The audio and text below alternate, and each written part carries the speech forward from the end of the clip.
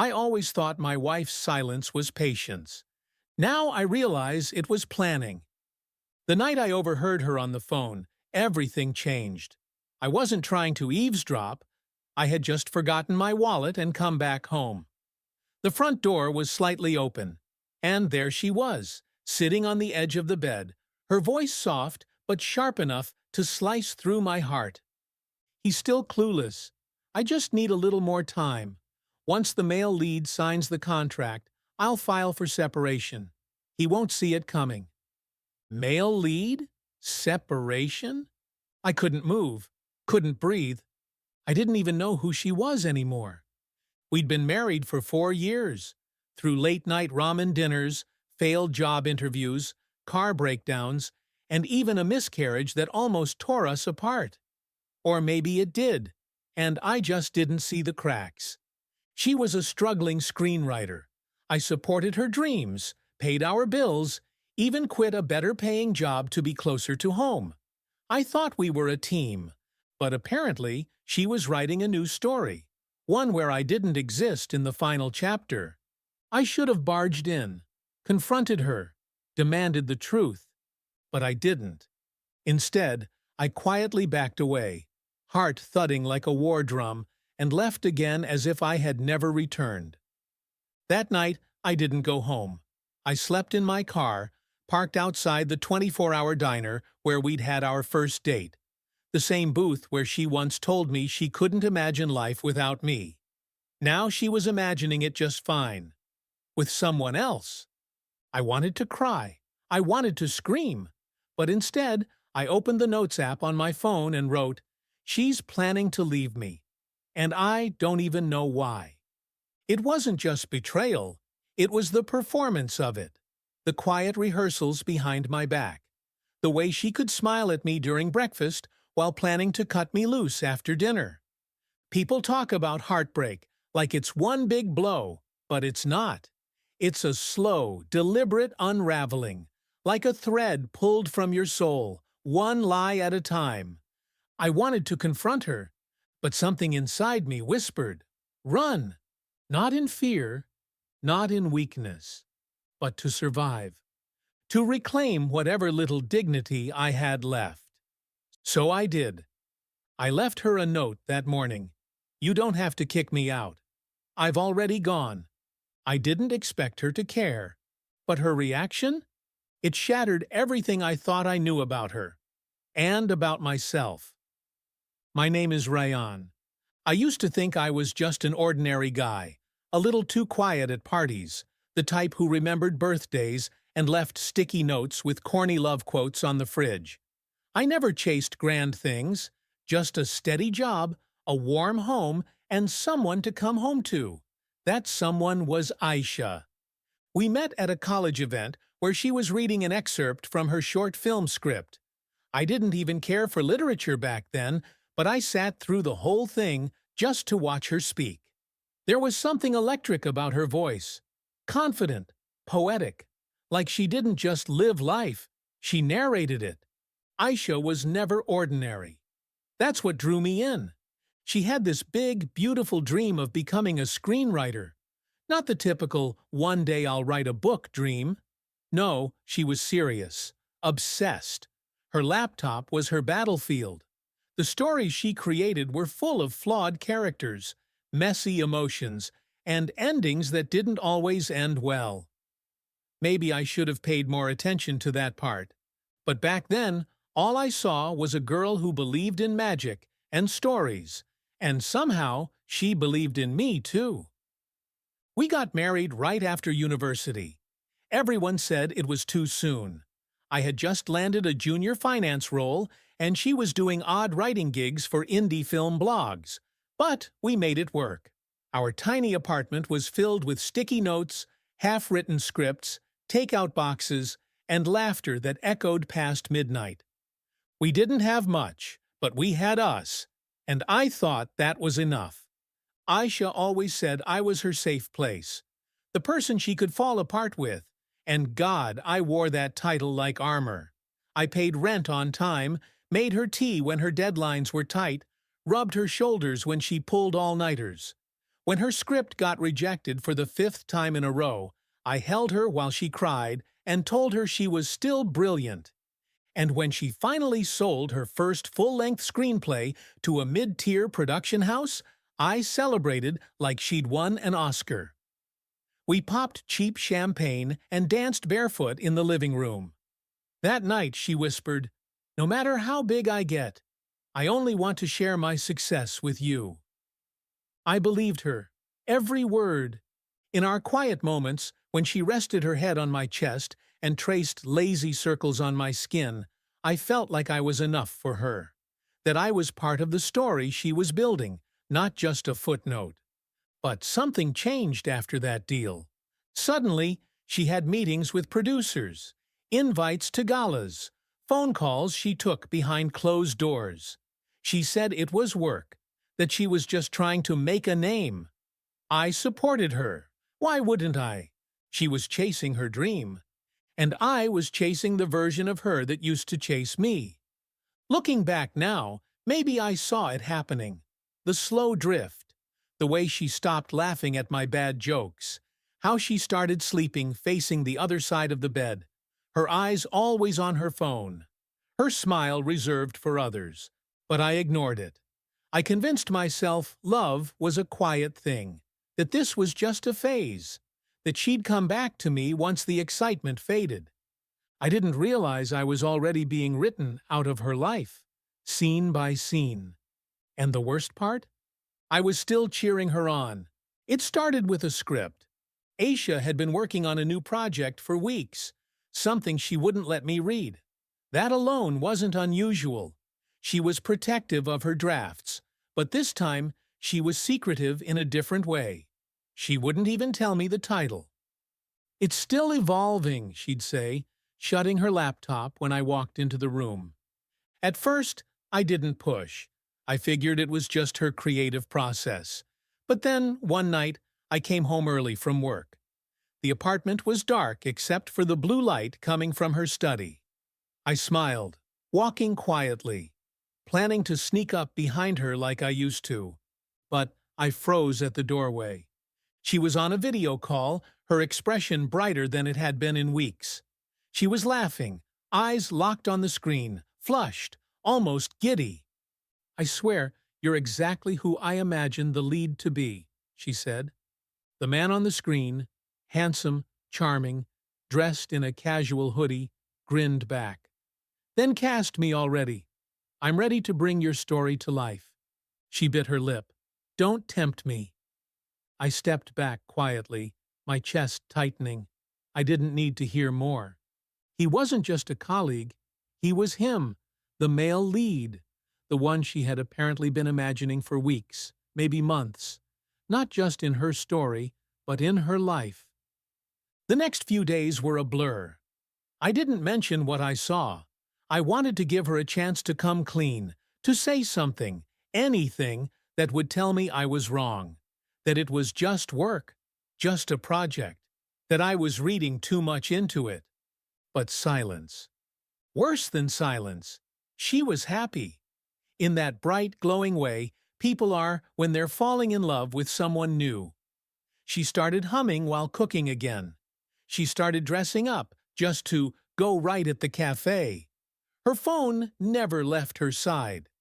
One night, while she was in the shower, her phone lit up on the nightstand. I glanced. I know I shouldn't have, but I did. "You make me feel seen in a way no one else ever has. Can't wait to rehearse again tomorrow." No name, just a heart emoji. I put the phone down like it was on fire. I wasn't angry, not yet, just stunned, confused, like watching a tornado from inside your house and still convincing yourself the windows won't break. When she stepped out, wrapped in her towel, I studied her face. "Did you write anything today?" I asked. She blinked. Yeah, a few scenes." "Want to read them to me? I miss hearing your voice when you're in character." She smiled softly. "Not yet. It's not ready." Then she kissed me on the cheek like a chore and walked past. That kiss told me everything. It wasn't just about the male lead. It was about me no longer being part of her story. She had found someone who inspired her, and it wasn't her husband. Still, I didn't confront her. I waited, observed, died a little every day, until one night, I heard her whisper something on a call that made everything shatter. I kept telling myself I needed proof, not just hints, not just gut feelings. Real, undeniable proof that Aisha was planning to leave me. Not just emotionally, but literally. Because if I confronted her and I was wrong, I'd break something we might never fix. But if I stayed quiet and I was right, I'd already lost her. Every night I rehearsed conversations in my head. Are you seeing him? Do you still love me? Am I just filler until your big break becomes real? But I couldn't ask, because I already knew the answers. And still, I kept hoping I was wrong. One night, I sat on the couch watching her from the hallway. She was on her laptop, earbuds in, typing furiously. Every so often, she'd pause, smile at the screen, then keep typing, like she was messaging someone as she wrote, like he was there with her in every word. I whispered to myself, "Tell me I'm crazy. Just once." I wanted her to notice me, ask what was wrong, reach for my hand. But nothing. At dinner, I tried to break the silence. "Remember that cabin trip we talked about?" I asked casually. "I was thinking we could go next weekend, just the two of us." She didn't even look up from her phone. "Can't? I've got back-to-back meetings.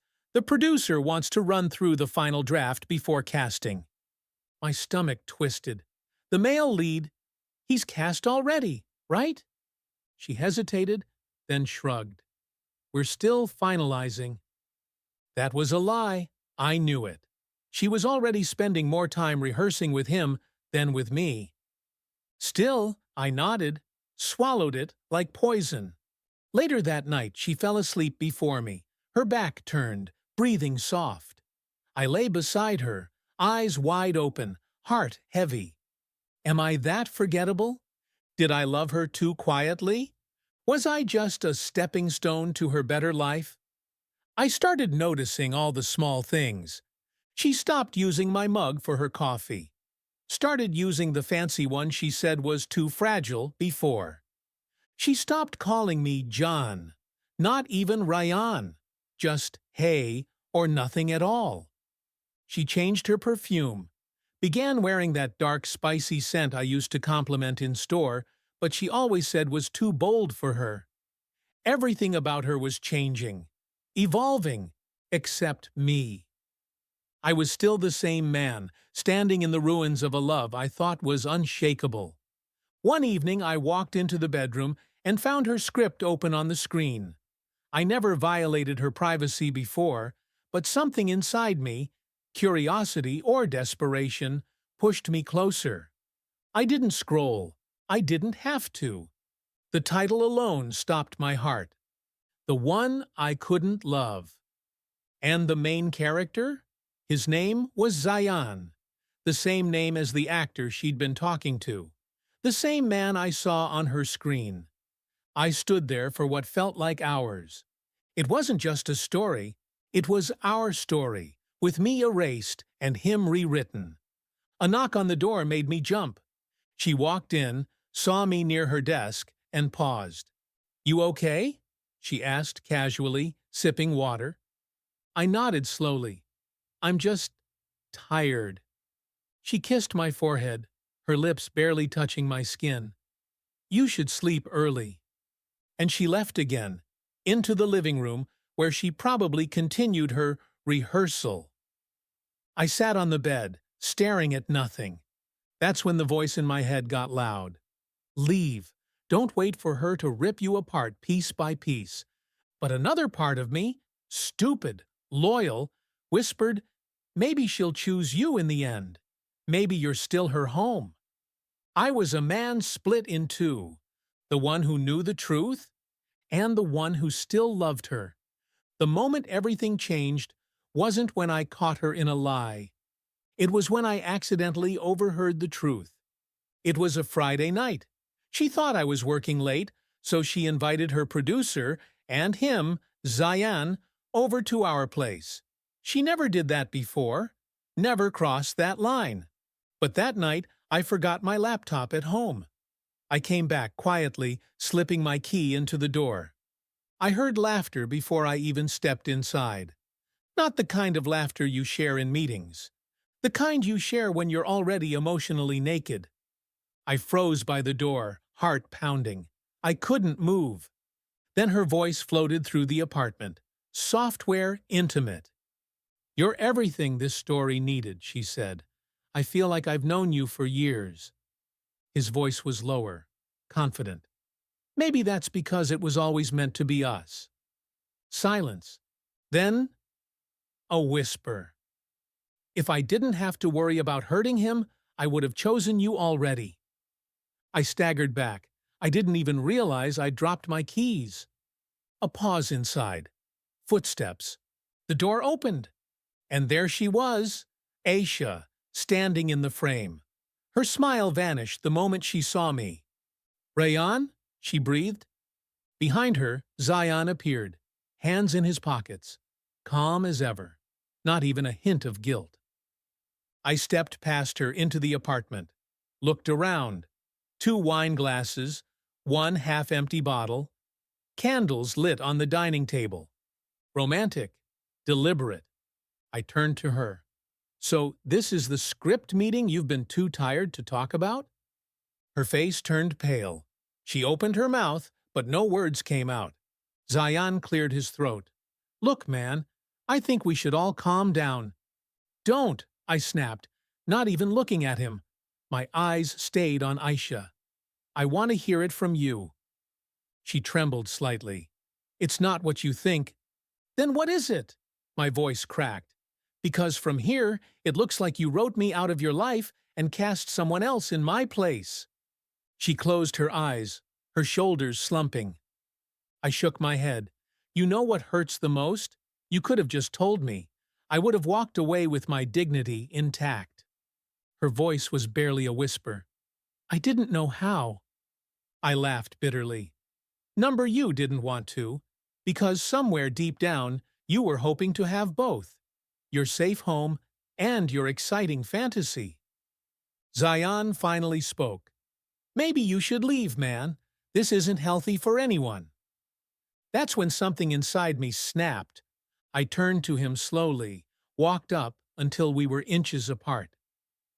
"You think this is your happy ending?" I whispered. "You think you've won?" He didn't answer. I stepped back and looked at Aisha one last time. "I was going to surprise you with a weekend getaway. I thought maybe we could reconnect. I had no idea you were already halfway gone." And then I left. But not before seeing her face twist. Not in anger. In regret. For a split second, she looked terrified. Like she hadn't expected me to walk away so easily. That's when I realized something. She never thought I'd find the strength to leave. But I had. I disappeared. Left my phone on the kitchen counter, packed a single bag, and vanished into the night. No messages. No goodbye. Let her feel what silence tastes like. Let her wonder, for once, what it's like to be left behind. I stayed at a friend's remote guest house by the coast. 3 hours from the city. No signal. Just crashing waves and screaming thoughts. Days passed. Then a week. She didn't come.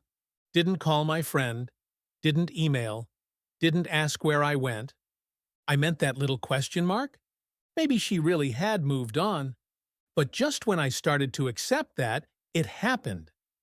A knock on the guest house door, loud and desperate. I opened it, half expecting someone else. But it was her. Hair soaked from rain, makeup ruined, eyes wild like she hadn't slept in days. "Rayan," she gasped. "Please." I didn't speak, just stared at her. She stepped inside uninvited, arms crossed over her soaked blouse. "Why didn't you tell anyone where you went? I thought something happened to you." You mean after I found you whispering promises to someone else in our living room? I said coldly. I figured I didn't owe anyone an explanation. She winced. Please, just let me explain. No, I said. You had your chance. Now you get to listen. Her mouth closed. I stepped closer. You didn't fall out of love with me overnight. It started small, didn't it? A compliment here, a joke there. Then rehearsals ran longer. Then you started writing about him instead of us. You stopped reaching for my hand, stopped looking at me like I mattered. Tears spilled from her eyes, but I didn't stop. You made me feel like a ghost in my own home, Aisha, like I was just a placeholder in your script until the real hero showed up. I didn't mean for it to happen, she whispered. Then why did you let it? I shouted. Why didn't you stop before it destroyed everything? She broke down, collapsing onto the couch, sobbing into her hands. I was scared, she choked. Scared that I was chasing something bigger than us, scared of losing what we had, but also scared I'd already outgrown it. My chest tightened, so I wasn't enough anymore. She looked up, eyes red. That's not true. You were everything. That was the problem. You were too stable, too good. I didn't know how to handle that kind of love. Zion was a fantasy, a script. You were real, and I was terrified I didn't deserve you. Silence. Just the storm outside. I sat across from her, exhausted. And now? I asked. What do you want now? She hesitated, then whispered, You. I let out a bitter laugh. You don't get to say that after replacing me in every way that matters. She reached for me, but I stepped back. You wrote a story where I didn't exist, Aisha, where he got the happy ending. Her voice cracked. I never published it. That doesn't matter, I said, because you already lived it. I turned toward the door, letting the wind rush in. I came here to find peace, I said, not to be dragged back into a love that made me feel invisible. She cried harder. So, this is it? I looked at her one last time. I don't hate you, I said softly, but I finally love myself enough to walk away. Then I stepped outside, into the rain, into the night, into the unknown. But for the first time in a long time, I felt free. A month passed. No texts, no calls, no begging letters, just silence. The kind of silence that used to terrify me. But now, I craved it. I didn't move back home. I sold the apartment, left everything behind, every photograph, every souvenir, every trace of the man I used to be in that relationship. I moved into a small studio in a quieter part of town, started freelancing again, writing articles, helping with community projects. No limelight, no flashing cameras, just me, a desk, and my healing. Funny how peace doesn't come with grand gestures. It comes when you finally stop trying to fix things that are already gone. One morning, I walked past a bookstore downtown. There was a poster in the window. Aisha Mirza, book launch behind the curtain. My heart stilled. That was the title of the script she was working on, the one that tore us apart. Out of curiosity, or maybe something deeper, I walked in. The place was quiet. The staff recognized me, hesitated like they weren't sure if they should say anything. I picked up a copy and flipped through the first few pages. It wasn't a love story. It was a confession. Every chapter was drenched in regret. A woman who had everything but couldn't see it until it was gone. A woman who built dreams on the ashes of someone else's devotion, and then watched those dreams collapse. In the dedication page, my name was there. To Rayan. In your silence, I found my voice, but in losing you, I found the truth about myself. I closed the book, placed it back, and left. That night, I didn't cry. I didn't spiral. I didn't miss her. I just sat by my window with a cup of coffee and watched the city breathe. And I smiled. Because closure doesn't always come wrapped in an apology. Sometimes it comes when you realize you survived. A few days later, I got an email from an old friend in the industry. There's a new documentary series starting about healing after heartbreak. They want real stories. Yours deserves to be heard. I hesitated, then said yes. Not to get revenge, not to expose her, but to honor the version of me that kept loving, even when it hurt. The show went live 3 months later. My episode was simple, raw. I spoke not as a victim, but as a man who finally chose himself. It resonated. Thousands of people messaged me. Strangers who'd stayed in toxic love, who'd sacrificed their happiness for someone else's ambition, who felt seen, finally. And somewhere in all that, I realized, my story didn't end when she left. It began. Weeks later, while walking through the park, I saw a little girl feeding pigeons. Her laughter reminded me of something I hadn't felt in years. Pure, unfiltered joy. Her mother stood nearby, smiling. She glanced up and met my eyes. Kind eyes, curious, gentle. We exchanged a simple smile. Nothing more, but it felt like a door opening. Not to erase the past, but to finally let the future in. So, no. I never got the ending I thought I wanted, but I got something better. I found my voice in the silence she left behind. And this time, I'm writing the story myself.